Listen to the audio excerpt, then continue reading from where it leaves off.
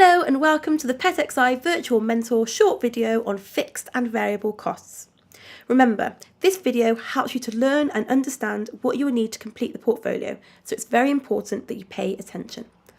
There will be a short test at the end to make sure you have watched the video and a small piece of homework for you to complete, ready for the PetXI team's return to your school. You do not need to work out the fixed and variable costs of your business. You will need to make notes. You can of course pause, rewind the video whilst making notes. I would pause it after every couple of points to make the notes you need to help you later on.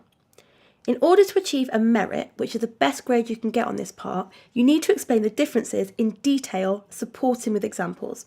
So, what is a fixed cost?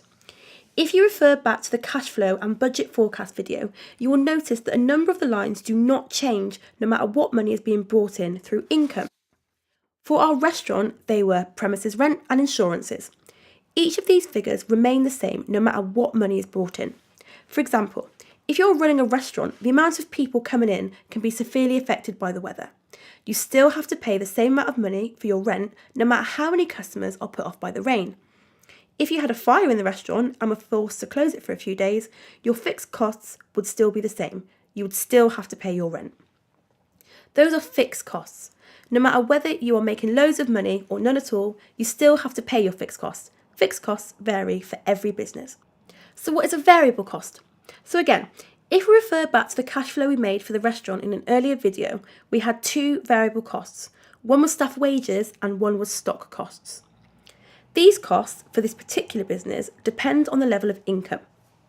These are usually worked out through a percentage of the income.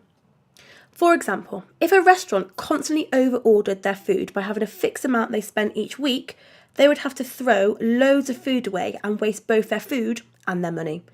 That would have a disastrous effect on the business.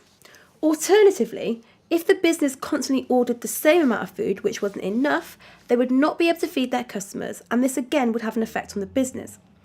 Variable bills would also include things like electricity bills and labour.